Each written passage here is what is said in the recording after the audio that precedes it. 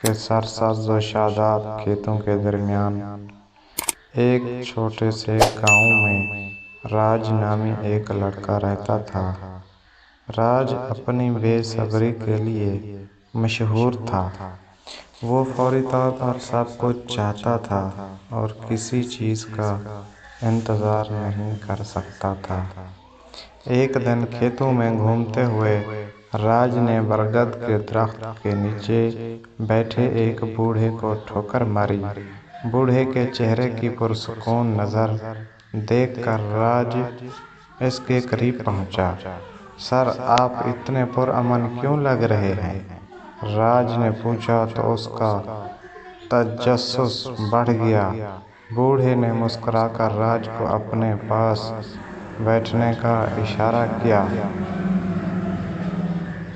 میرے بیٹے، میں نے سالوں میں صبر کی قدر سیکھی ہے، اس نے جواب دیا۔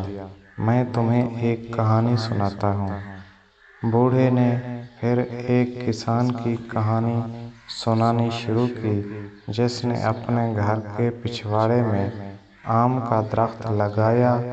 کسان کی کوششوں کے باوجود درخت کو پھل آنے میں برسوں لگے، تاہم کسان نے کبھی امید نہیں ہاری اور صبر اور دیکھ بھال کے ساتھ درخت کی پرورش جاری رکھی۔ سال گزر گئے اور آخر کار درخت نے پکے رسیلے آم پیدا کر دیے۔ کسان کے صبر کو بہت زیادہ بدلہ دیا گیا کیونکہ اس نے اپنی محنت کا میٹھا پھل چکھا۔ جیسے ہی راج نے کہانی کو غور سے سنا، اسے اپنے مقاصد کے حصول میں صبر کی اہمیت کا احساس ہوا۔ بوڑھے آدمی کی حکمت سے متاثر ہو کر راج نے اپنی زندگی میں صبر پیدا کرنے کا فیصلہ کیا۔